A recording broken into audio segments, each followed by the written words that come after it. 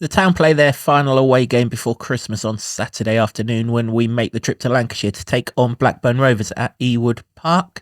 Alongside me to preview the game, I've got the Lutonian journalist James Cunliffe and Mark Crowther's back with us to review this game as well. Gents, please let this be the turning of the away form. Fingers crossed, yeah. What can possibly go wrong? We will talk about what can possibly go wrong straight after this intro. For me, it's the people and the spirit of the people as well. I love this town. I love this town. I love this town. You know what I love about this town is actually you. Everyone in it has got this massive soul. We're Luton people, and that's what we care about.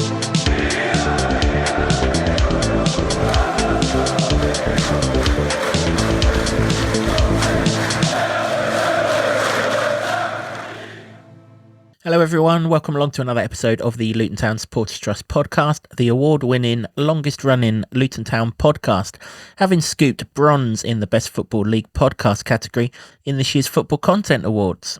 This season, the show is in association with Solid, providing opportunities, provisions and assistance so our academy can fulfil their potential. As I mentioned before the intro, we're previewing Blackburn Rovers versus Luton Town Saturday 3 p.m. Do believe tickets are still on sale, but keep an eye out on the website to double check that. Do not travel without a ticket, that is for sure. If you haven't got a ticket, no TV coverage of this game. You'll be relying on radio commentaries or you'd need to be overseas if you want to watch the game. As I said before the intro, I've got James and I've got Mark alongside me. So we're going to have a look ahead to a game. I mean, if you're following trends, it's going to be 1-0 Blackburn, sadly, because they've won their last four by that scoreline. I mean, in one way, that's good for them, isn't it? But in one way, that's good for us, because as I've referenced plenty of times, scoring ain't a problem for Luton. So if we're coming up against a team that have only scored 4 in 4, hopefully we're okay.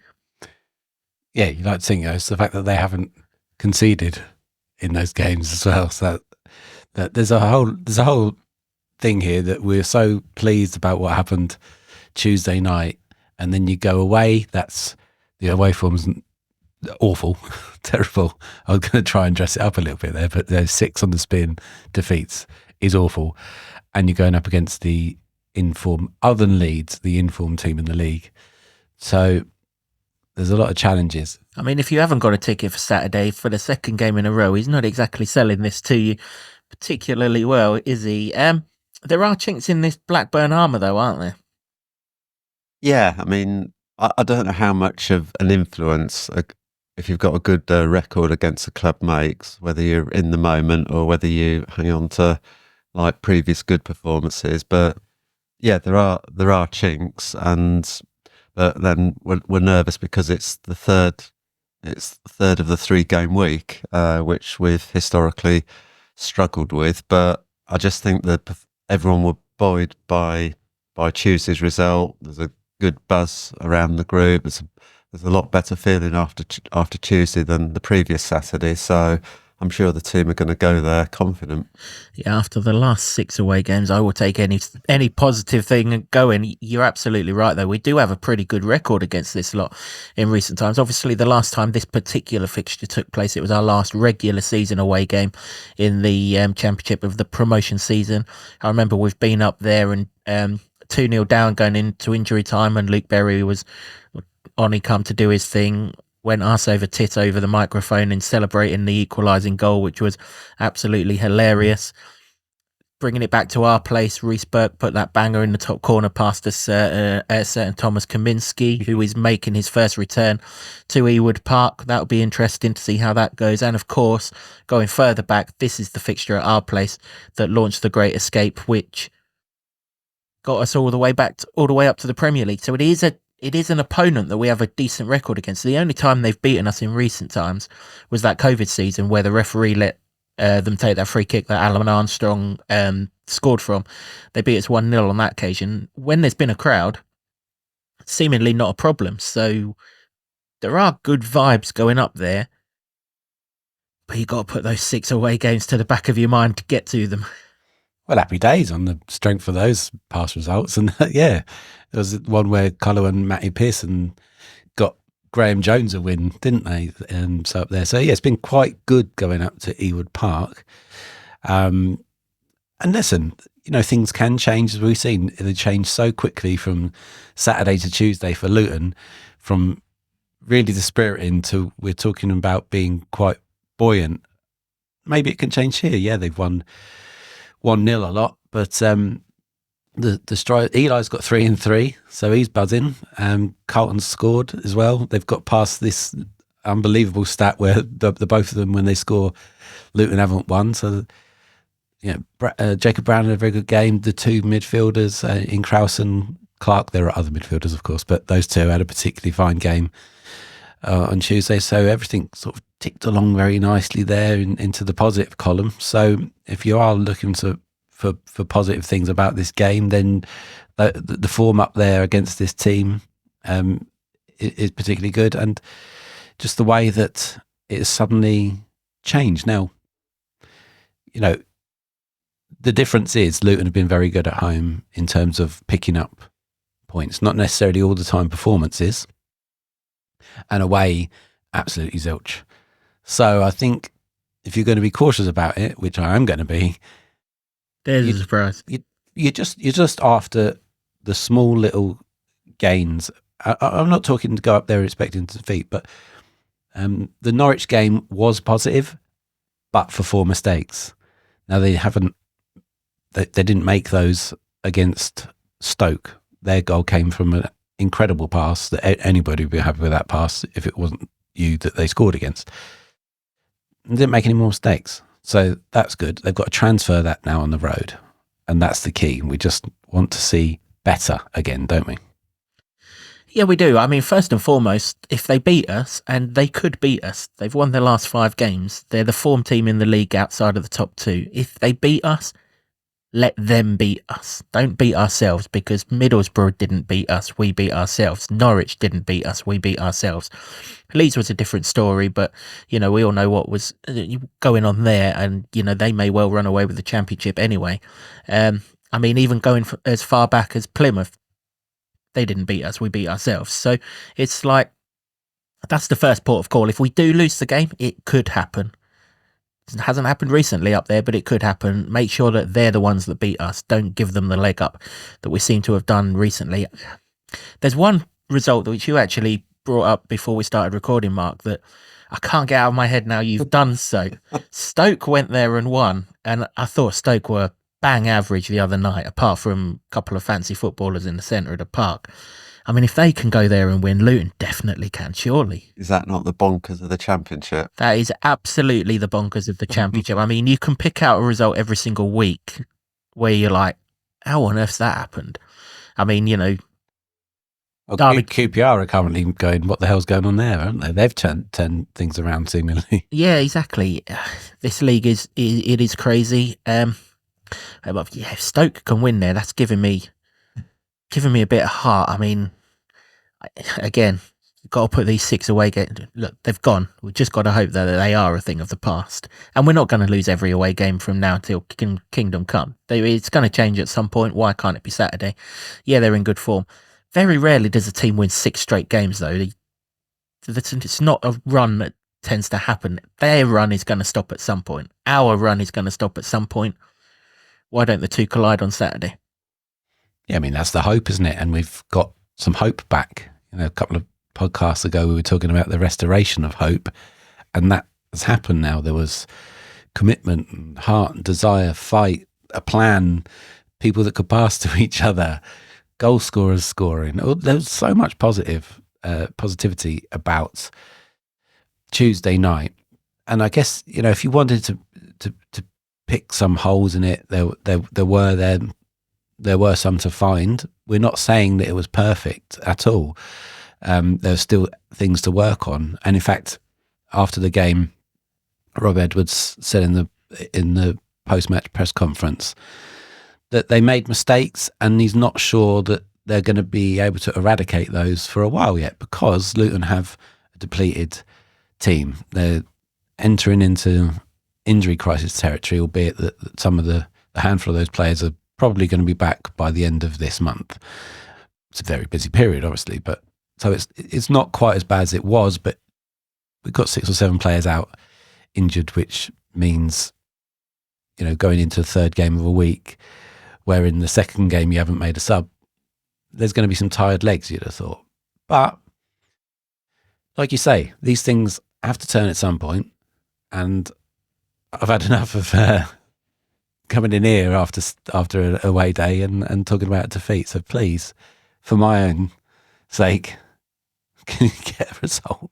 Yeah, it'd be very nice. It would be very nice. Bloody long way to go, all these away games, to keep losing them as well. They've kept 4 clean sheets.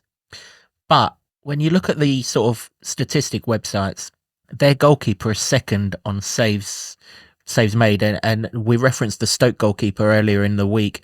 He was the best in terms of preventing goals. Well, this guy, Ainsley Pears, is the second best. So that suggests that actually the goalkeeper's just having a good run.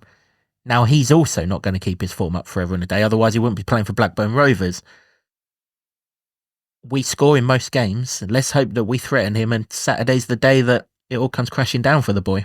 I think for me, it's stay in the game as long as possible. The usual adage of quieting the crowd at the beginning.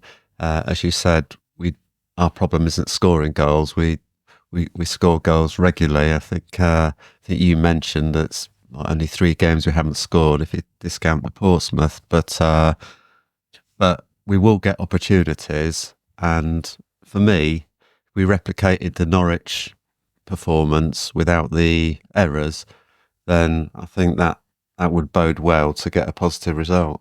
Yeah, if someone can pick that gun up and throw it in the nearest river before we shoot ourselves with it, that would be mighty handy.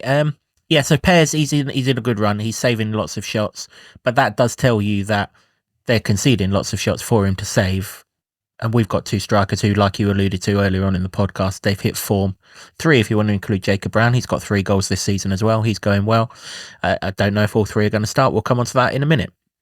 But, that offers up hope in much the same way that we knew that we could get a Stokes defence. Just by looking at the numbers, it told you that their defence was there. The Blackburn one, forget the clean sheets. The numbers are telling you that you can get the Blackburn goalkeeper. Of course, you've got to put the ball in the back of the net. But we're not too bad at doing that. Andreas Weimann came from Bristol City. He's quite high up in shots per game as well. The Stoke geezer that I referenced sat on a bench all afternoon. Hopefully this bloke does as well, but we've come up against him so many times anyway. We know against him. He played for Derby, he's played for Bristol City. He's kind of well known. So if he is on the pitch, he's the one to watch, really. Yeah, I kind of view him as like, not exactly the same player, but in the sort of influence he has in the way that Barry Bannon has influence on Sheffield Wednesday. And we talked about keeping him quiet, which we didn't successfully do back then. And he always does appear to be a problem in terms of he's quite creative and tends to fancy it against Luton from whenever I've seen him anyway. So he is a player to watch and keep tabs on. I think that the midfield is probably one of the only places we might see changes in my view anyway. And I can see one major player that's going to come in that hopefully can thwart any potential creative players having any influence. Yeah, for sure. I mean, that's obviously Marvellous Nakamba that you're alluding to there. I was being cryptic. You was. No, I wasn't. Everybody knows it is. Yeah, exactly. He didn't play a minute on Tuesday night, which suggests that he's been saved for Saturday. Plenty were on Tuesday night, weren't they? We have to be better. I think we'll have to be better than we were on Tuesday night. I still think Stoke were there for the taking. I don't see Blackburn being there for the taking. I think you can beat them, but I don't see Blackburn being as poor. And whilst it was good on Tuesday, there's still improvement to come from that. I think if we play that performance more than we don't, we'll lose more than we do. And so we need to step up again from Tuesday. But as a platform, we've got something to step from now, which we didn't have on last Saturday. Definitely. And I think it's about game management. And I think Blackburn are going to be full of confidence. And I think we will concede chances, but it's about the game management, staying in the game as long as we can. And if we've if we can score or have something to defend, and we can keep our shape and structure and the pressing, then there's no reason why we can't. But we've got to eradicate the mistakes. We do. That is the overriding thing. These mistakes are just, they're not helpful one little bit. The team has to change, doesn't it? I mean, to be fair to Chong, he played absolutely fine on Tuesday night. But away from home, I mean, that second goal at Norwich is still way too strong in my head to get out of it. I don't want him anywhere near our own box if we can possibly help it. I mean, obviously, the obvious change would be to go to a back four. I think we've kind of conceded that that's not going to happen now if it didn't happen the other night. But if we are going to play Chong and Moses, maybe this one is the time to just switch them over so that they're at least on their more comfortable feet. Yeah, I mean, that would be the ideal situation. It's a tricky one, isn't it? Because we're missing some key players that you'd be able to shift about and rotate in those positions. In particular, obviously, Burke and Bell being out gives you that flexibility and option, and that they're not going to be back any time soon. We heard that Amari's had a low-grade tear in his hamstring. I'd say the one that he did before, but he's done them both before. So hopefully the fact that it's low grade doesn't mean he's out for too long. He's going to miss this one. Reece Burke, we all know, is going to be a couple of weeks as well with his quad. So there's not a hell of a lot of options, unless if we go back to what we were punting around in the Stoke preview one, JJ comes in.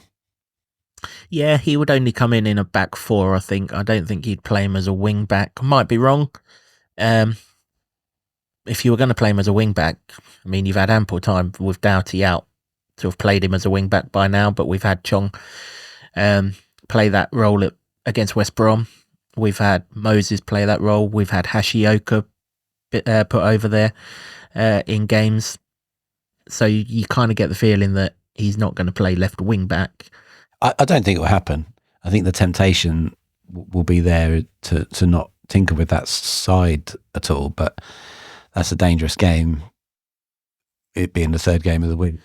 I mean, third game of the week, yes, but at least this time's Tuesday to Saturday. The others have all been Wednesday to Saturday, haven't they? And that's a big difference. I mean, another option is to bring Mads Andersen in to maybe get Chon either further forward or rest him, and then you've got Hashioko, and then you could do it that way, because we know Rob's going to play the three central defenders, but then Moses, Hashioka wide. Then you could do it that way. It all depends if he wants a bit more solidity in the defence, because at home we don't have a problem like going forward and creating chances, and then maybe either he doesn't, whether he wants to play Chon in that wing-back role, have him further forward, or have more strength at the back. That is an option.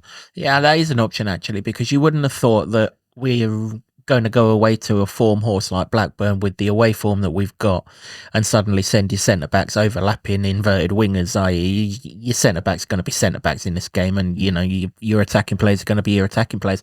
So yeah, Mads Andersen might be worth it here. I mean, Blackburn rank quite highly for successful long balls in this league. I think they're second for it.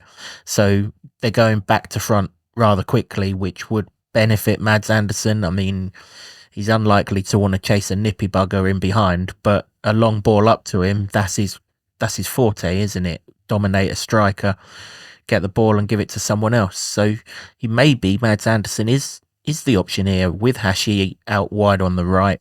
And then that would allow you to play Chong in midfield if you want to, and get you up the pitch that way. I think it'd be a nailed-on option if Mads had played a bit more. Obviously, he's looked very rusty the other day.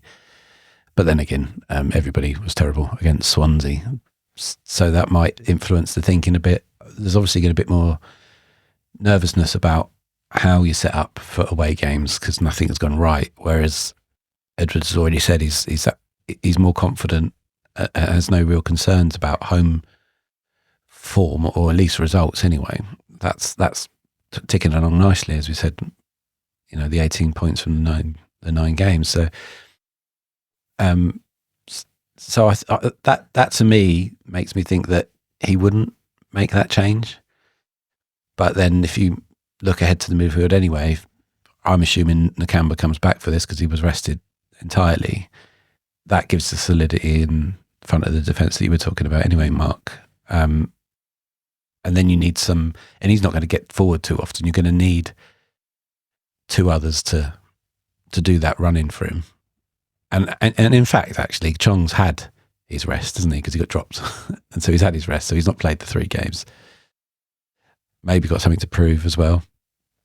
Yeah, I mean, it's a difficult one about playing that back 5 essentially again. But I kind of think he will. Oh yeah, I mean, I think he will. He didn't at Norwich, did he? So, and structurally it worked fine. Although at Norwich you had Amari'i who could play left back, and you haven't got anyone in this side who can play an out and out left back unless you bring Joe Johnson into the side. And again, he hasn't brought him in so far, which would suggest he's not going to do it now. Yeah, the midfield setup would be interesting, wouldn't it? Because Jacob Brown's kind of dropped into midfield at Norwich, and he did a lot of it against Stoke as well on Tuesday night. And he's fine. He's not done anything wrong in those 2 games, but you have to get Nakamba into the side here. Is it for Brown? Because Clark's probably going to play, generally plays every game. Krause had a really good game the other night, so the only way you can get Nakamba in really is for one of those front 3. You wouldn't want to take the 2 goal scorers out the side now, so maybe it has to be Brown that comes out for Nakamba. Would that be fair? Yeah, I think so. I think when you look at Tuesday, the fact that we didn't make any substitutions, it's the third game of the week, and we've sort of probably learnt from previous away third game weeks where we've played the same team, and sometimes they seem a bit leggy and just seem about a yard off the pace. So I think there's going to be changes, but because of the injuries, we're very limited of the changes that we can make. And you've also got to think, if like I said, we keep it tight and we're in the game, and how can we impact the game if it's going well to chase the game later on? And what have we got on the bench that can come and impact the game from a positive point of view, and not basically trying to hold on to what we've got? Yeah, that's fair. I mean, we'd all take a draw here, wouldn't we? I mean, ends the away hoodoo. Mm-hmm. Ultimately, they are in good form, regardless of what the goalkeeper's doing or not doing. So, if you do set up a little more defensively, i.e. take one of the forwards out of the team in Brown and put Nakamba in, no one's really going to be too critical of that. The team sheet will be interesting because, I mean, obviously in the last away game, and we only really have the last away game to fall back on because home and away is so different. Brown, Eli and Morris all played and they all impacted the game. Obviously Eli scored, Brown scored, and Morris had a shot blocked in the second half that was goal bound, but worked pretty well in that game. That's the kind of thing that makes me wonder if he will go back to that back 4 that we had at Norwich. Could you play Moses as an out and out left back with Chong in front of him? Probably not an ideal situation, but with the injuries, we're out of ideal situation. We're needs must sort of thing. I mean, I'd still like to see Johnson there. I just reaffirm what I said in the Stoke preview. If you can play for England under 19s, you must be able to play for a championship side. It's his position. Mm-hmm. You're not putting a square peg in a round hole. Okay, it's a tough away game, and if you'd probably rather bring him in a home game where he's got the support of the crowd. Wouldn't have thought there'd be too many away fans going 2 Saturdays before Christmas. Hope that's wrong. Hope we've got a good following, but it's a bloody long way this close to Christmas. So maybe there's that to it. He's got options. To me here, though, I'm not necessarily too worried about the team. I'm worried. I just want that intent, that structure, that gets us up the pitch. I don't want to see another Leeds where we've got seemingly no plan to get us up the pitch. Admittedly, Leeds are Leeds and they're really good. But you look at, even if you look at the Middlesbrough game, and he referenced it in midweek, for half an hour, we were absolutely fine in that game. It's only when we decided to go bang, bang and capitulate that it all went pear-shaped. I still believe if we can stop doing that, we'll be fine. But we haven't got too many changes to necessarily stop doing that, which is the problem. So maybe do we fight fire with fire for once and just go for it?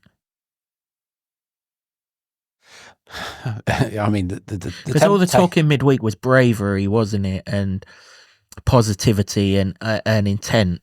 I mean, ultimately, if your defence is going to concede 4, go and try and score 5.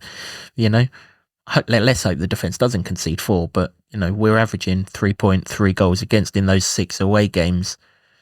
Something has to give and something has to be different. Otherwise, it's just going to keep on happening. But to be fair to Rob here, I can't immediately see what can be massively different because he's handicapped by the injuries. Yeah, I think this is the major concern of this one, because there's not a hell of a lot you can do in terms of shuffling the pack. You know, Nakamba coming back in is a benefit, and I understand why he would be favoured more away, because you'd be expected to defend more against any team, but particularly against Blackburn in the kind of form that they're in. So that would make sense. But then it's the bridging that gap between him and the attacking midfielders and the strikers, which that wasn't there. That's what I meant. That's what I meant at Leeds. The 2 strikers, they might as well have been in Lancashire already, because they were nowhere near the rest of the team, or we couldn't get the ball to them. Can't remember the exact stats I read out, but I think the 2 of them had something like 5 touches in the hour that they were on the pitch, or something ridiculous. I mean, we need the strikers in the game here. You do. Maybe it's a call for only having 1 striker for this game and getting more bodies in the midfield. Maybe that would be a thing. I don't see it, because both of them are pretty good form at the moment. Elijah in particular, and we all know what he does when he gets in a roll. So you'd want him to play, but then Carlton Morris is your captain, and he's led the team reasonably well in the last couple of games, home games anyway. So yeah, it's going to be a real interesting one, that. But I kind of feel that there's just going to be the one change for this game, which would be Nakamba for Brown. Yeah, which is dangerous because of the third game thing, where, you know, even if you start the game well, Middlesbrough that happened, Coventry that happened, died after that, just couldn't cope with the intensity, and that's a concern. Well, I mean, if he does only make 1 change, and that's legitimate, I mean, I'm probably happy to concede that he isn't full of options with the team sheet here. He's got 5 subs. We didn't use those 5 subs at Coventry, and that's where the problem lied. We could see people in front of our eyes. Tom Holmes in particular was knackered. At least use your 5 subs this time. I mean, it's not just Tuesday night where we didn't use a sub. We only used 2 subs on Saturday, and one of those was forced upon us.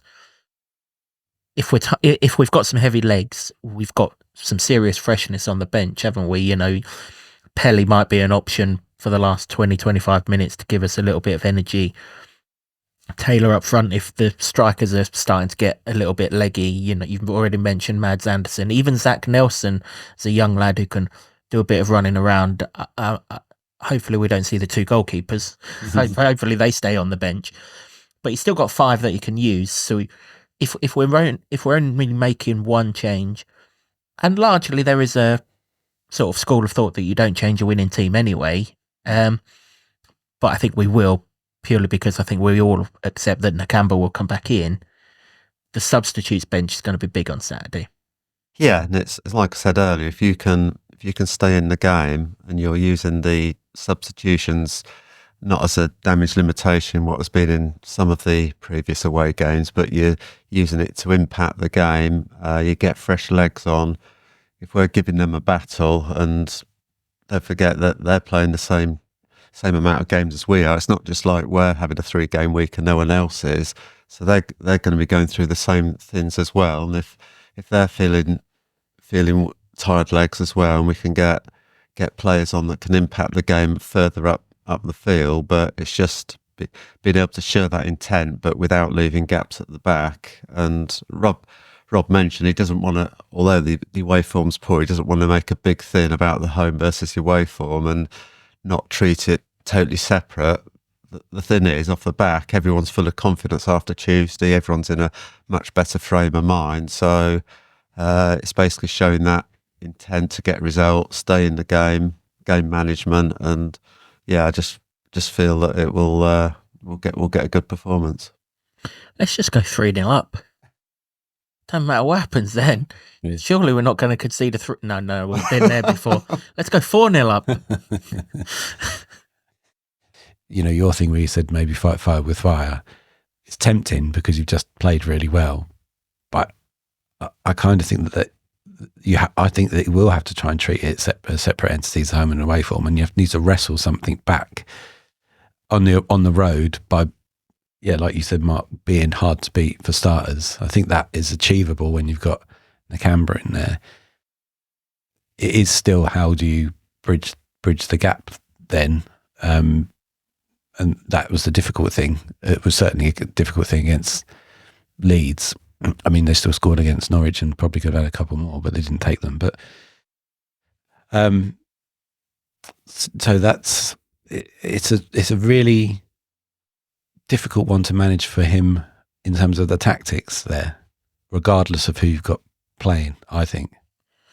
Yeah, that is the problem with the injuries, isn't it? Added into the 3-game week, options are limited, and that is what it is. I don't think you can be hard to beat with Chong at right wing back. It's no disrespect to him, but I'd wager, and I don't know for certain because I haven't followed his entire career, but I'd wager Tuesday night was the first time he's ever played right wing back in his life. Certainly for the first 10 or 15 minutes, it looked like that was the case. I know Rob mentioned in the post game that he wants to play on the right hand side, and do you know what? I'm absolutely fine if Luton ever get into a formation where we play proper wingers, for them to be wingers that cut inside, because guess what we've watched for the whole 12 months of this year is wingers cutting inside and pinging them in the top bins. Now, if we've got one who wants to do exactly the same thing, be my guest. We're just not in that position at the minute. I think if you're going to be hard to beat, you have to go 4-4 like we went at Norwich, and just hope that if the ball gets down the side this time, Chong makes sure it ends up in Wembley or somewhere, rather than just stands there and watches the right back get the ball across. That particular thing happened again on Tuesday, didn't it? Was it Hashioka who tried to shepherd the ball out from 10 yards away from the line, and it just didn't have the legs to get over, and he got beaten to the ball, and then people were groaning a bit because they've seen it before. Luckily it didn't come to much, so You just get rid of it. Although Chong would do well to be able to kick it from Blackburn to Wembley. He will, but he could at least try. And if he falls short, as long as it gets off that pitch, that's absolutely fine. Yeah, where did I get Wembley from? My Lancashire knowledge isn't good. Burnley then. Blackburn to Burnley. Apologies, Blackburn fans, if you're watching this. It's a tough one, isn't it? Let us know what you think. How can we approach this? How should we approach this? Me personally, I still think that two banks of four are the way to go. Yes, we were fine the other night, and yes, Stoke didn't have too many chances, but they still had a hell of a lot of the ball in and around our box for my liking.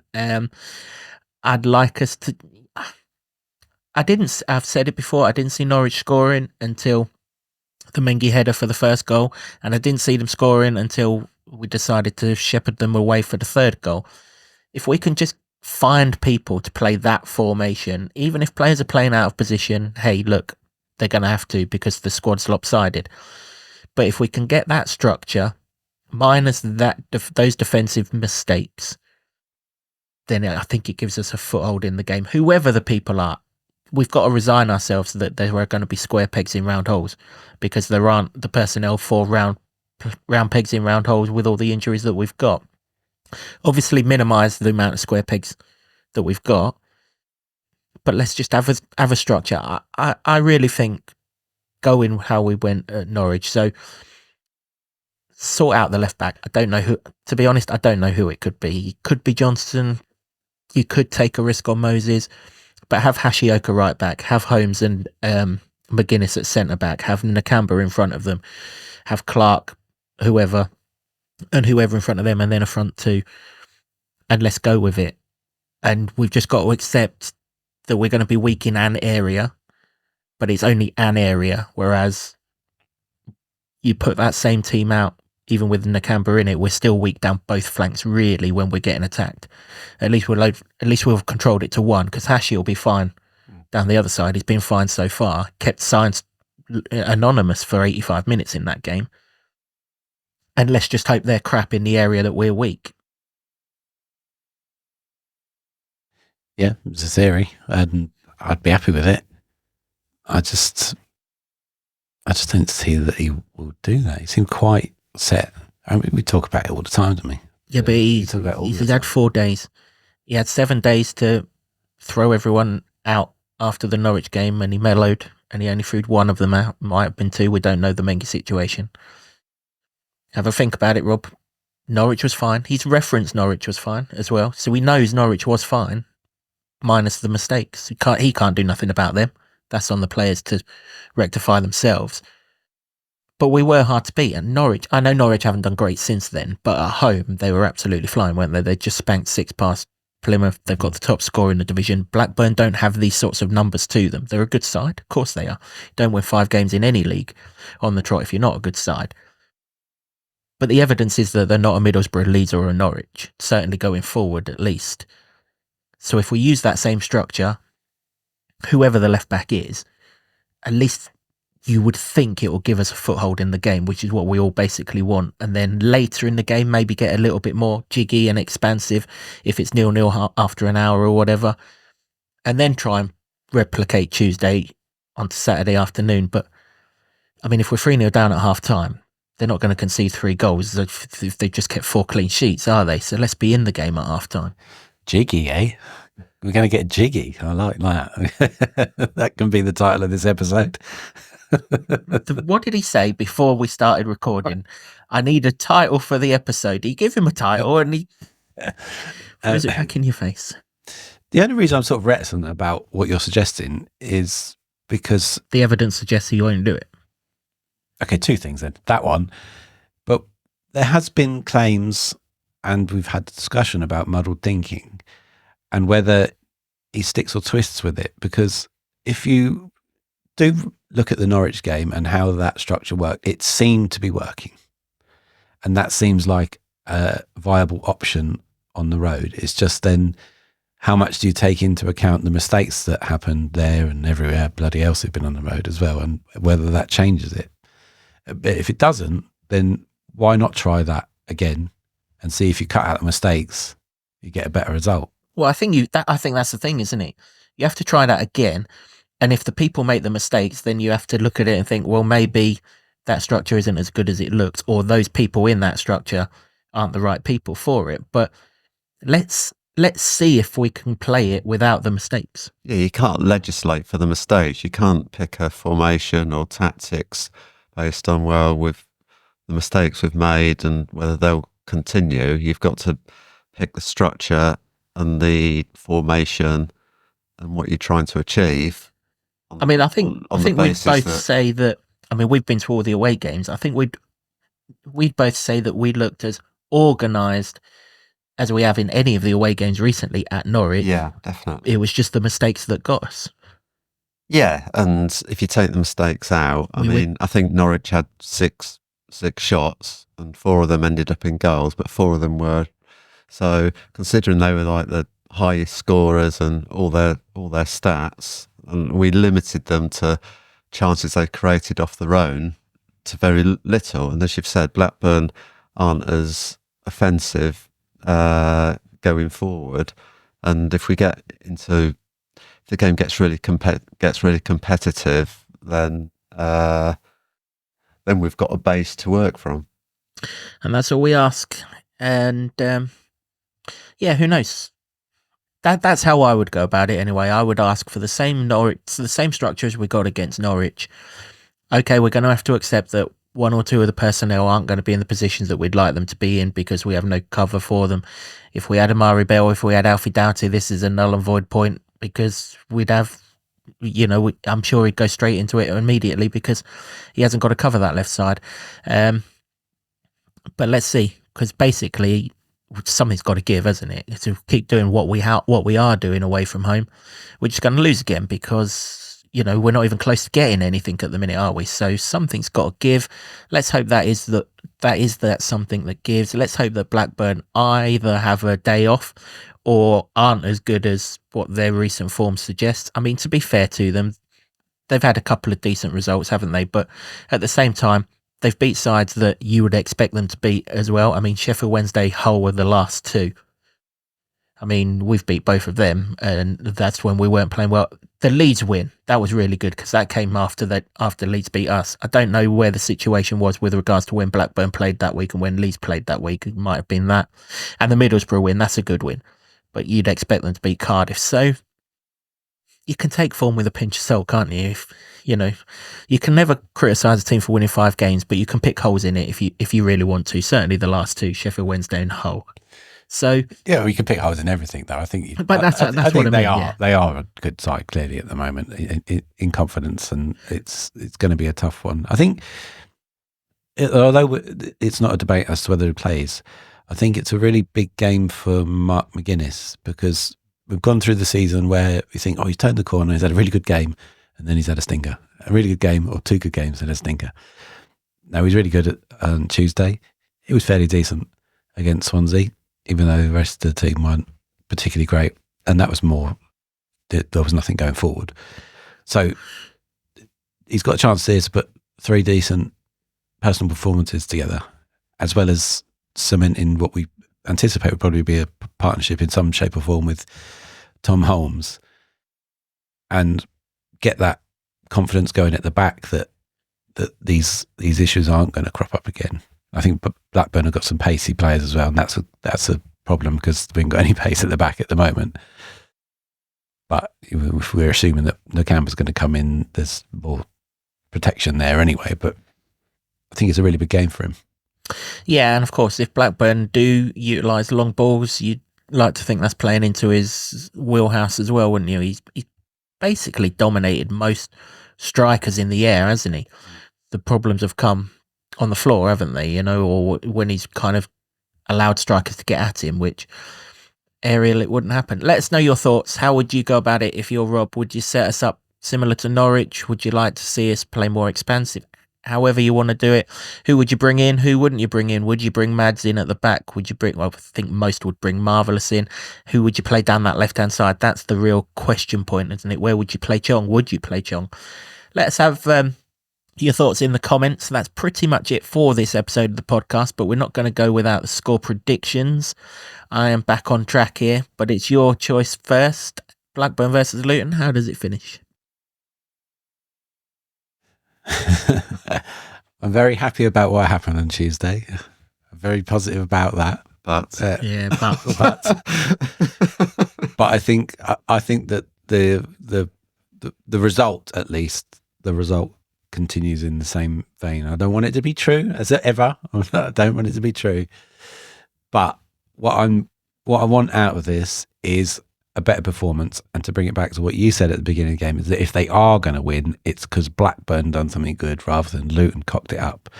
And so that is a green shoot of recovery for me, and a sense that it can turn. I think it's too much to expect that things going to turn just like that and be perfect or any. We're not even been close to perfect, actually. So we just want better, and I just want better. But unfortunately, because I think Blackburn's form that they've been in is quite impressive, that that will not go in Luton's favour, unfortunately. So I will go for a 2-1 to them. Well, there is a score at the end of this. I was waiting for it. But... I feel like I have to caveat it because I don't. When you were saying that, I'm just like, the evidence is there. I think it's a bit too. With due respect to you gentlemen that are going to come up with your results now, I think it's a bit too deluded to think you're just going to turn it around and beat an informed Blackburn team. I'll gladly be deluded. Mark, how does Blackburn v Luton finish? In the most unpredictable league there ever is, teams don't win 5 on the trot in the most unpredictable league. I also think Thomas Kaminski will be playing the pantomime villain in front of the Blackburn fans. But I think we're going to get the same result as we've had the last 2 visits to Blackburn, and I think we're going to have a battling 1-1 draw, which will be if you think where Blackburn are, that'll be a real positive result. And I think we're going to get a performance, like I said, the confidence. Everyone will be buzzing from Tuesday, the confidence, and I think it'll be a tough game. And I think there'll be times where we've really got to weather the storm. We've got to stay strong and be positive. And yeah, I just think that we will score because, like you said, they concede plenty of chances.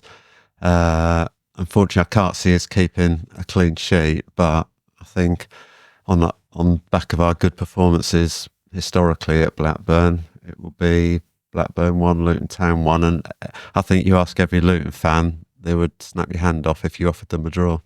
I'd snap that off if you offered me it. I'm just trying to be pragmatic. Yeah, no, absolutely. I mean, if the referee wants to blow the first whistle and blow the full-time whistle and nothing happens in between, I am absolutely down with that. Not a problem at all. I'm going for the other result, the recent times that we've been up there, 2-2 rather than 1-1. I mean, pretty much exactly what you said. I don't see Luton keeping a clean sheet. I don't think Blackburn are free scoring by any stretch of the imagination, but our defence has got issues on the road. There's 2 ways about it. But I think the front 3 found their form, and we can fight, not necessarily fight fire with fire, but goals with goals anyway, and just show our quality. And yeah, come away with 2-2. And if someone wants to trip over the microphone behind the goal in celebration at the end, then, be my guest. Absolutely fine, that's for sure. I can't believe I'm even saying it. 2-1 win for Blackburn for Jimbo. 1-1 for Mark, 2-2 for myself. Let us know your score predictions. A little bit longer than usual for a third game of a week to get your score predictions into us. And as always, if you get the right one, we'll give you a shout out in the review episode, which will come along at the usual time next week. We haven't invited Mark back on again just to talk football. If you haven't listened to the Stoke review, Mark's got a new book coming out, his second book, which he's hoping to have out on the day of the Derby County game next week. Mark, let's have the title this time because I forgot to get that off you last time. And a few words on the book itself, mate. Yeah, so it's called Hatters, Hills and Heroes, which I think sums up all the H's. sums up the last few years. So it's basically like the last 2 years of my fundraising, my cycling to everywhere in the country, just sharing my experiences. Also, as along with the cycling, the promotion season, the Premier League season, and just basically trying to give people an insight into just my experiences for the last 2 years. Hopefully people enjoy it as much as they enjoyed the first book. So lots of stories and dramas. I'm donating, so everyone that buys a book, hopefully, I'm donating, making a donation to mental health charities. I talked about it in the Stoke review, that obviously with my own personal experiences and struggles with mental health, I don't make apologies for trying to raise awareness and trying to support Mind and Samaritans for what they do for the community, for helping anyone that's struggling with mental health, especially this time of Christmas. So yeah, book should be out for day of the Derby game. So either direct message me or come and see me at the game. And yeah, £16.99. And yeah, thank you very much. Absolutely. And as I say, if it's anything like the first one, and I'm sure it will be. I mean, after all, it's 2 fantastic seasons that are being chronicled in that book, and the promotion winning season and a season in the Premier League that we'll all never forget, even though it ended in a way that we didn't want it to. If it's half as good as that first one, it'll be a great book, and well worth any Luton fan getting their hands on that if you can. Yeah, all the details of both of the charities that Mark's supporting and Mark's contact details of how to get hold of the book is in the show notes, with this podcast, and well, you know what to do. And as we reaffirmed in the Stoke review, if you are struggling at this time of year, it's a time of goodwill and everything else and family time, but it's also a difficult time for others. Please don't struggle alone. There are people out there who will help. Get in touch with them and let them do what they can to help you. It's okay not to be okay, as we always say, and particularly this time of year. So yeah, if you do need some support, all the details are in the show notes. Please do use them if you can. That is it for this episode of the podcast. Thanks again to everyone who's commented and everything else. We really do appreciate it. Probably not got back to as many of you as we would want to this week. Forgive us, this is a 3-game week and podcasts are coming thick and fast, and no sooner have we recorded them, we're on to the next one to get that out to you. But we will do our best to action them. We do see them, even if we don't get the chance to reply to them. Rest assured, we do look at them and take them on board. Keep subscribing if you can. We're getting very close to 2,000 subscribers. We'd love to hit that before Christmas if we can do. It benefits you because you'll get notified when all of our podcasts drop, and it benefits us. It just gives us a greater reach and a greater appeal, and it just helps us. It helps us out immensely. So if you can do that, we would really appreciate that. Thanks for coming in, Mark. We really appreciate your thoughts this week. All the best with the book. I'm sure it'll be a raging success. I'll definitely get my hands on a copy of that, and keep up the good work. You're doing fantastic. Thank you for having me on. It's been a pleasure. You're more than welcome. Thanks to you for watching or listening, however it is that you've consumed this podcast. Thanks as always to the Barber Club and the Lower Level in Luton for hosting our studio, to Sean Grant and the Wolfgang for our intro music, and to Ed Smith Creative for all the designs that you see on set. If you have a ticket in the away end at Ewood Park on Saturday, be loud and proud, get right behind these boys, and who knows, this away nonsense can finally turn round and we can end that good run of form that Blackburn have got. Let's hope we bring those 3 points home. From Lancashire, from James, from Mark and myself, come on you Hatton. I'm on, Luton. For me, it's the people and the spirit of the people as well. I love this town. I love this town. I love this town. You know what I love about this town is actually you. Everyone in it has got this massive soul. We're Luton people.